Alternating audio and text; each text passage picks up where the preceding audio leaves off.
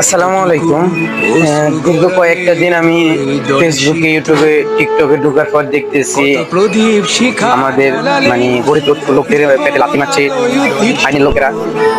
কারণ ওরা রিক্সা চালিয়ে ওদের ফ্যামিলি চালায়, ওদের সংসার চালায়, ওদের পোলাপানিকে পড়ালেখা করায়। তো খুবই কষ্ট লাগতেছে এই ভিডিওগুলা দেখার পর।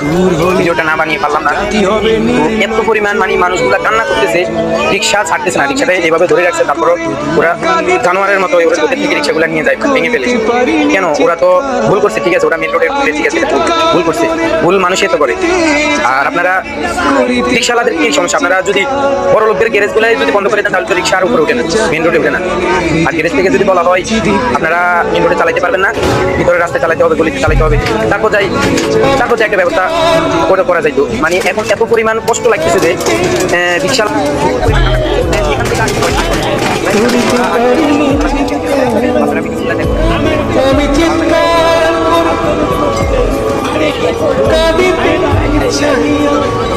আমি পাওয়ার গেছি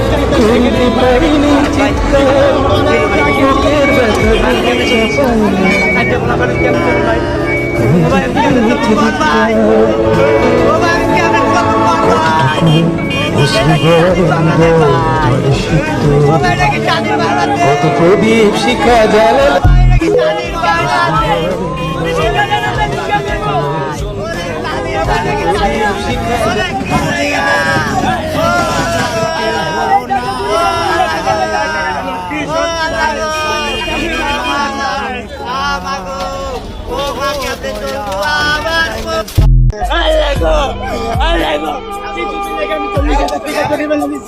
আমার একটা মেয়ে কি অবস্থা হাসপাতালে ভর্তি।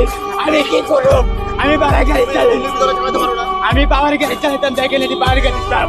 কি করবো? আপনারা ওঠো আগের থেকে দেখেন আমি মেন রোডে না, বাবা আমি মেন রোডে না, আমার বিচার করে যাচ্ছে। আমি কখনো মেন রোডে না, আমি 11টা